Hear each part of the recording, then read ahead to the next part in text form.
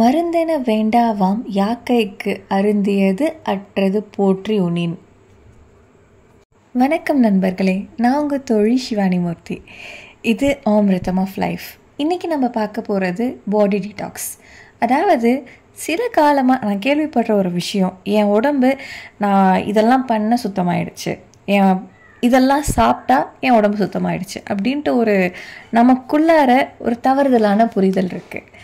இது ஏன் நான் தவறுதல் அப்படின்ட்டு சொல்கிறேன்னா, நம்மளுடைய உடம்பு தன்னைத்தானே சுத்தம் பண்ணிக்கக்கூடியது. நீங்கள் என்ன தான் அதுக்கு பாலிஷ் போட்டு நான் இதை சாப்பிட்டேன் என் உடம்பு க்ளீன் ஆகிடுச்சு, நான் இதை குடித்தேன் என் உடம்பு க்ளீன் ஆகிடுச்சு அப்படின்ட்டு சொன்னாலும் அது ஆகுதான்னு கேட்டால் 1% அது ஆகுதுன்ட்டு ஒத்துக்கலாம். ரிமைனிங் கிடையவே கிடையாது. கொஞ்ச நேரம் தண்ணியில் இருந்தாலே நம்ம உடம்பு, நம்ம கை கால் முக்கியமாக சுருங்கி போகும் இல்லையா? ரொம்ப குளிர்ச்சியாக இருக்கும்போது கூஸ் பம்ப்ஸ் வருது. இது எல்லாமே நம்மளுடைய ஸ்கின் நம்மளை ப்ரொடெக்ட் பண்ணுது எக்ஸ்டர்னல் ஃபேக்டர்லேருந்து. ஒரு சாதாரண ஸ்கின்னுக்கே இவ்வளோ இருக்கும்போது உள்ளார உள்ள இன்டர்னல் ஆர்கன், ஃபார் எக்ஸாம்பிள் லிவராக இருக்கலாம், டைஜஸ்டிவ் சிஸ்டம், இன்டெஸ்டைன்ஸ் அதுவாக இருக்கலாம், கிட்னியாக இருக்கலாம், இது எல்லாமே இருக்கிறதுலே ரொம்ப ரொம்ப ரொம்ப ஃப்ரெஜைல் அண்ட் பயங்கர இன்டெலிஜென்ட்டானதும் கூடிய எஃபெக்டிவாக வேலை செய்யும். ஸோ அதோடைய டிஃபென்ஸ் மெக்கானிசம் எவ்வளோ ஸ்ட்ராங்காக இருக்கும். நீங்கள் எதை வேணால் சாப்பிடலாம், எதை வேணால் உள்ளார போடலாம், ஆனால் அதை டைஜஸ்ட் பண்ணி வெளியில் கொண்டு வந்துட்டு அதில் உள்ள சத்துக்களை தனியாக பிரித்து எடுக்கிற பக்குவமுடைய நம்ம உடம்பு நம்ம என்ன தான் சாப்பிட்டாலும் அதை செரிக்குது இல்லையா? அதுதான் நம்ம உடம்போட தன்மை. Pollutant, synthetic chemical, heavy metal, process food, இது எல்லாமே நம்ம உடம்புக்கு தீங்கு விளைவிச்சாலும் கிட்னி, லிவர், டைஜஸ்டிவ் சிஸ்டம் அதாவது இன்டெஸ்டைன், ஸ்கின்னு, அதுக்கப்புறம் லங்ஸ், இது எல்லாமே அந்த பொல்யூட்டன், சிந்தட்டிக் இந்த போல தீங்கு விளைவிக்கிற விஷயங்களை நம்ம உடம்புல இருந்து வெளியே அகற்றக்கூடியதாக இருக்குது இயற்கையாகவே. அப்போ நம்ம எப்படி வேணால் இருக்கலாம், எதை வேணால் சாப்பிடலான்ட்டு சொல்கிறியான்னு கேட்டிங்கன்னா இல்லை. ஒரு சில விஷயங்கள் இருக்குது, அதை நம்ம கடைபிடிக்கிறது மூலயமா நம்ம உடம்பை இன்னும் நல்லபடியாக பராமரிக்கலாம். அதாவது ஆல்ரெடி நேச்சுரலாக இருக்கிற இந்த ப்ராசஸ் எதுவுமே கெட்டு போகாமல் இருக்கிறதுக்கு, அதை ரிப்பேர் பண்ணுறதுக்கு சம் டிப்ஸ் இருக்குது, வேணால் அதை செய்யலாம். அதில் ஃபஸ்ட்டு எல்லாத்துலேயுமே முதலாவது வர்றது ஆல்கஹால். ஆமாங்க, மது. நம்ம உடம்பில் நம்ம சாராயம் போகுது, ஏதோ ஒரு வகையான மதுவை குடிக்கிறோம் அப்படின்ற பட்சத்தில் அதை நம்ம உடம்பு அசிட்டால்டிஹைடாக கன்வெர்ட் பண்ணும். அசிட்டால்டிஹைட் அப்படின்றது கொஞ்சம் கெமிக்கல் டேர்மாக இருக்கு இல்லையா? சரி, இதை சிம்பிளாக சொல்லணும்னா கேன்சர் காஸ் பண்ணக்கூடிய ஒரு கெமிக்கலாக மாற்றும். திருப்பி நம்மளோட லிவர் இதை டிடெக்ட் பண்ணிவிட்டு அதை அசிட்டேட்டாக மாற்றி நம்ம உடம்புல இருந்து வெளியாக்கக்கூடியதாக இருக்குது. இதே தொடர்ந்து அதிகரிச்சுட்டே இருக்கிற பட்சத்தில், அதாவது இந்த ப்ராசஸ் கண்டினியூஸாக நடக்கும்போது நம்ம லிவரில் அதிக அளவில் ஃபேட் சேரக்கூடியதாக இருக்குது. இது லிவருடைய ஃபங்க்ஷனை இம்பேர் பண்ணக்கூடியதாக இருக்கும். இதை சரி பண்ணுறதுக்கு அளவான அளவு ஆல்கஹால் இல்லை குடிக்காமல் இருக்கிறது பெட்டர். இரண்டாவது, நல்ல உறக்கம்.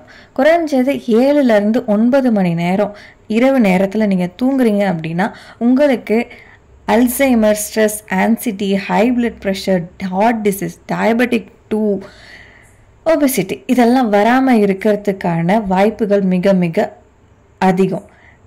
ஒருவேளை நீங்கள் ரொம்ப ரொம்ப கம்மியான அளவு தூங்குறீங்க, அதுவும் நைட்டில் தூங்காமல் பகலில் தூங்குறீங்க அப்படின்னா, நான் இப்போ சொன்னேன் இல்லையா, இந்த டிசீசஸ்லாம் உங்களுக்கு வரதுக்கான சான்சஸ் ரொம்ப ரொம்ப அதிகம். மூணாவது, மிக முக்கியமானது, தேவையான அளவுக்கு தண்ணி குடிங்க. குறைஞ்சது 2.5-3 லிட்டர் டெய்லி நீங்கள் தண்ணி குடிக்கிறதன் மூலயமா உங்களுடைய தாகம் மட்டும் குறைய போகிறது கிடையாது, உங்களோட பாடி டெம்பரேச்சர், மூட்டுகளுடைய சத்து நல்லபடியாக இருக்கும். அதாவது ஜாயின்ஸோடைய லூப்ரிகேஷன், செரிமானம், உங்கள் சாப்பாட்டில் உள்ள நியூட்ரியன்ஸ் ஃபுல்லாக அப்சர்வ் ஆகிறது, அண்ட் உங்கள் பாடியை முக்கியமாக டீடாக்ஸ் பண்ணுறது தண்ணி மட்டும்தான். ஒருவேளை உங்களில் யாருக்காவது முட்டி தேய்மான பிரச்சனை இருக்குது அப்படின்ற பட்சத்தில் தேவையான அளவுக்கு தண்ணி குடிங்க. எப்போதும் ஹைட்ரேட்டடாக இருங்க, முட்டி தேய்மான பிரச்சனை இருக்காது. நாலாவது விஷயம், இதை நம்ம தெரிஞ்சே நிறைய பேர் பண்ணிகிட்ருக்கோம், அதிக அளவு சர்க்கரை மற்றும் ப்ராசஸ்டு ஃபுட், அதாவது பேக்கேஜ்டு ஃபுட்டு இல்லை பதப்படுத்தப்பட்ட ஃபுட்டு, நேச்சுரலாக இல்லை ஆர்டிஃபிஷியலாக பதப்படுத்தப்பட்ட ஃபுட்டு, இதெல்லாத்தையும் நம்ம அதிகமாக சாப்பிட்றதால நம்மளுடைய லிவரோடைய ஸ்ட்ரக்சரே மாறுது. அதாவது எப்படி சொல்கிறேன்னா, ஃபேட்டி லிவர் கண்டிஷன் இப்போ நிறைய பேருக்கு வந்துட்டுருக்கு. இதோட முக்கிய காரணமே நம்ம அதிக அளவு சுகரி பீவரேஜஸ் குடிக்கிறோம். கோகோகோலா, பெப்சி, ஸ்ப்ரிட்டு, 7up, இன்னும் என்னெல்லாம் இருக்குது, எல்லாமே ஃப்ரூட் ஆட் பண்ணுறன்ற பேரில் கொடுக்குறானுங்க, எனர்ஜி ஆட் பண்ணுறன்ற பேரில் கொடுக்குறாங்க. எல்லாத்துலேயுமே அதிக அளவு சுகர்ஸ் இருக்குது. இதை நீங்கள் குறைச்சாலே உங்களுடைய ஹெல்த்து ரொம்ப நல்லாவே இருக்கும். இதை தாண்டி இது எல்லாத்தையுமே நான் நிறுத்துறது ரொம்ப கஷ்டம் அப்படின்ட்டு நினச்சிங்கன்னா நிறுத்த வேணாம். அதுக்கு பதில் நல்ல உணவுகளை எடுத்துக்கோங்க. அதாவது இந்த போல் கூல்ட்ரிங்க்ஸ்க்கு பதிலாக ஃப்ரூட் ஜூஸஸ் ஆட் பண்ணிக்கோங்க.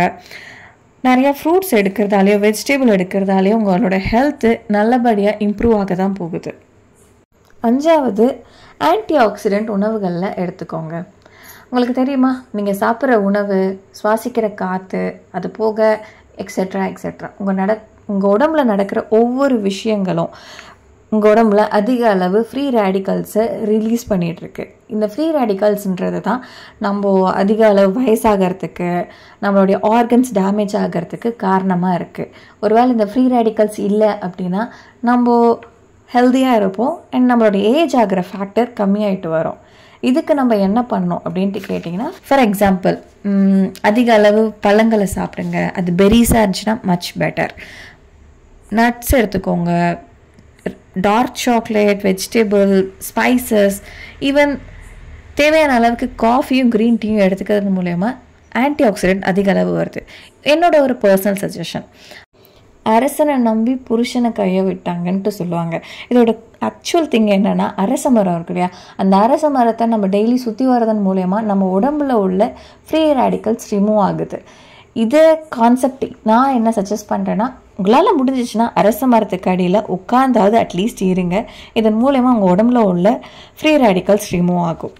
6வது விஷயம் ப்ரீபயோட்டிக், ப்ரோபயோட்டிக். இந்த கான்செப்ட் நீங்கள் கேள்விப்பட்டிருப்பீங்கன்னு நினைக்கிறேன். ப்ரீபயோட்டிக் அப்படின்றது வந்து பார்த்திங்கன்னா, நம்ம உடம்புல உள்ள நல்லது செய்யக்கூடிய பாக்டீரியாவை வளர்க்கக்கூடிய ஒரு சில உணவுப் பொருட்களை வந்து ப்ரீபயோட்டிக் அப்படின்ட்டு சொல்லுவோம். ஃபார் எக்ஸாம்பிள் தக்காளி, வாழைப்பழம், ஆனியன், கார்லிக், ஓட்ஸ், இதெல்லாம் வந்து நம்ம உடம்புல வந்து ப்ரீபயோட்டிக்காக ஆக்ட் ஆகும். அதாவது வாயிலிருந்து ஸ்டார்ட் ஆகி நம்ம வயிற்று ஃபுல்லாக உள்ள பாக்டீரியாஸ் எல்லாமே வந்து நமக்கு 60% நம்ம உணவை செரிக்கிறதுக்கு அதுதான் உதவுது. ஸோ இந்த வேலையை செய்யக்கூடிய இந்த பாக்டீரியாஸை நம்ம ஒரு சில பழக்க வழக்கங்களால், அது மாத்திரையாக இருக்கலாம், இல்லை சரியாக ஹைஜீனிக் ஃபுட் சாப்பிடாததாக இருக்கலாம், இது வந்து அதை அழிக்கக்கூடியதாக இருக்குது. இந்த பாக்டீரியாவுடைய, அதாவது நல்ல பாக்டீரியாவுடைய க்ரோத்தை என்ஹான்ஸ் பண்ணுறதுக்கான உணவுகளை நீங்கள் சாப்பிட்ற பட்சத்தில் உங்களுடைய உடம்பு ஆட்டோமேட்டிக்காக எல்லாத்தையும் டைஜஸ்ட் பண்ணிவிட்டு தேவையில்லாததை ரிமூவ் பண்ணிவிடும். 7வது மிக மிக மிக முக்கியமானது, உப்புடைய அளவை சாப்பாட்டில் குறைங்க. வெறும் அரிசியில் மட்டும் இல்லை, நீங்கள் எல்லா சாப்பாட்லேயும் உப்பை அதிகமாக போட்டு சாப்பிட்றவங்களா இருந்தால் அதை குறைச்சி சாப்பிட பழகுங்க, அட்லீஸ்ட் இதுக்கப்புறமாவது. ஏன் அப்படின்ட்டு கேட்டிங்கன்னா, நம்ம அதிக அளவு உப்பு எடுத்துகிட்டு குறைஞ்ச அளவுக்கு தண்ணி குடிக்கிறோம் அப்படின்னா நம்ம உடம்புல அந்த உப்பு என்ன பண்ணோன்னா லிக்விடை வெளியில் அனுப்பாமல் விட்டுரும். அதாவது யூரினேஷன் அப்படின்ற ப்ராசஸை ப்ரிவென்ட் பண்ணோம். இதன் காரணமாக நம்ம உடம்புல அதிக அளவு லிக்விட் சேர்ந்துட்டு இருக்கும். இது மிகப்பெரிய பிரச்சனைக்கு காரணமாக இருக்கும். For example kidney, liver failure ஆகிறதுக்கு காரணமாக இருக்குது. இதை கொஞ்சம் டீட்டெயில்டாக சொல்லணும் அப்படின்னா, நம்ம சுவாசிக்கிற காற்றுல இருக்கிற பொல்யூட்டன், அப்புறம் அந்த ஃப்ரீ ரேடிக்கல், நம்மளுடைய செல்களில் அது டைஜஸ்ட் பண்ணது இல்லையா, அந்த ஃபுட்டோடைய கெமிக்கல்ஸாக இருக்கலாம்.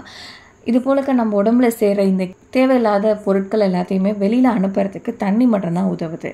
அப்படி தண்ணி உதவுறது அப்படின்னா ஒன்று வேர்வையாலேயோ இல்லை யூரின் மூலயமா அது வெளியில் வருது. ஒருவேளை இந்த ரெண்டுமே தடைப்படுது அப்படின்ற போது நம்ம உடம்புல அதிக அளவு கெடுதல் விளைவிக்கக்கூடிய சப்ஸ்டன்ஸ் அப்படியே ஸ்டோர் ஆக ஆரம்பிக்கும். இதுதான் கிட்னி, லிவர் ஃபெயிலியருக்கு காரணமாக இருக்குது. ஓகே, இந்த விஷயம் எல்லாத்தையுமே நீங்கள் ஃபாலோ பண்ணிட்டு வரீங்க அப்படின்ற பட்சத்தில் உங்களுடைய உடம்பு 80% நல்ல முறையில் செயல்படும் அண்ட் ரிமைனிங் 20% நம்மளோட ஜெனட்டிக் பொறுத்து இருக்குது. அதனால் இதுக்கப்புறமாவது நீங்கள் இதெல்லாத்தையும் பண்ணிட்டு இருக்கீங்க அப்படின்னா குட், பண்ணாமல் இருக்கீங்க அப்படின்னா இதுக்கப்புறம் பண்ண ஸ்டார்ட் பண்ணுங்கள். உணவே மருந்துன்னு நம்ம பெரியவங்க சொன்னாங்க. உணவு மட்டும் இல்லை, நம்ம வாழ்க்கை முறையும் நம்மளுக்கு மருந்தாக தான் அமையுது. அதனால் முடிஞ்ச அளவுக்கு நம்ம நல்ல முறையிலே செயல்படுவோம் அப்படின்ட்டு சொல்லி இந்த வீடியோவை நான் க்ளோஸ் பண்ணிக்கிறேன். வாழ்க வளமுடன். டாடா பாய்.